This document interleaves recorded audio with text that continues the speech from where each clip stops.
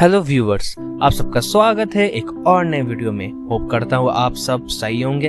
तो चलिए कहानी को शुरू करते हैं। हम एक घर देखते हैं जहाँ पर हम रोहित और उसके मम्मी पापा को देखते हैं। वो लोग कुछ जल्दी में थे। वो लोग हाथों में सूटकेस लिए कहीं को जाने की पूरी तैयारी कर रहे थे। हमें पता चलता है कि वो लोग कश्मीर घूमने के लिए जा रहे हैं और जाने से पहले रोहित के पापा ने रोहित को कुछ कैश दे दिया ताकि वो एक हफ्ते के लिए अपने खाने का इंतजाम कर सके। वैसे दोस्तों, आपको बता दूं कि रोहित बहुत ही खाने का शौकीन लड़का है। उसे स्वादिष्ट खाना बहुत ही पसंद है। खराब खाने को देखकर वो मुंह बना लेता है, लेकिन उसे नहीं पता था कि इन छुट्टियों में उसके साथ कुछ बहुत ही अतरंगी होने वाला है। रोहित के पेरेंट्स के जाने के बाद रोहित थोड़ी देर टीवी देखता है और उसके बाद उसे भूख लगती है, तो वो पास ही के एक होटल में खाना लेने के लिए जाता है।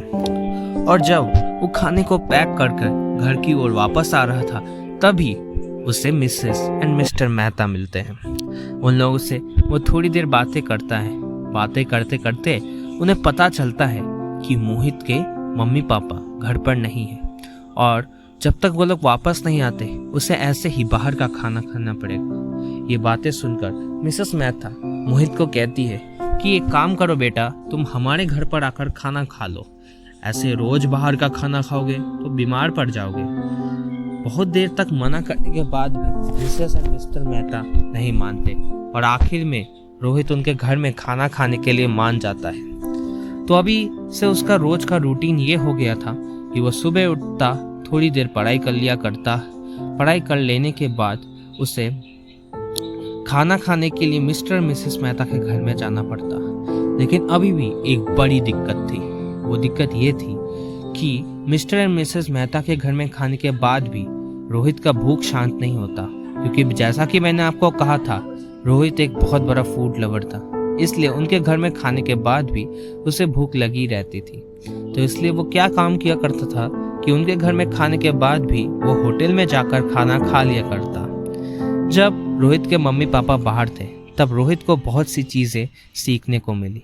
जैसे कि उसे लगता कि उसके पेरेंट्स खाने में बहुत ढीले हैं, क्योंकि जब भी वो लोग खाने को बैठते तो रोहित का सबसे पहले ख़त्म हो जाता, लेकिन वो लोग धीरे धीरे बैठ ही खाते रहते थे।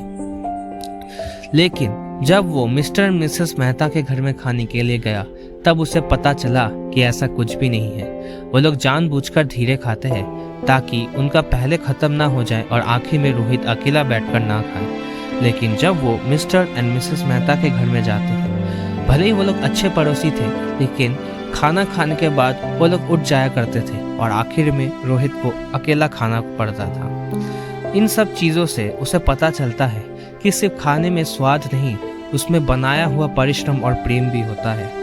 इसके बाद एक हफ्ता बीत जाता है। एक हफ्ते बाद जब रोहित के पेरेंट्स वापस आते हैं तो उसके आंखों में खुशियां झलक रही थी। उसके बाद वो उनसे बातें करता है और जब माँ रोहित से पूछती है कि आज खाने में क्या खाओगे, तो रोहित थोड़ा सा मुस्कुरा देता है और कहता है कि तुम जो बनाओगी माँ, मैं वही खा लूँगा। तो दोस्तों, आशा करता हूँ कि आपको ये कहानी पसंद आई होगी। पसंद आई होगी तो चैनल को लाइक, शेयर और सब्सक्राइब करना मत भूलना। मिलते हैं नेक्स्ट वीडियो में, तब तक के लिए बाय।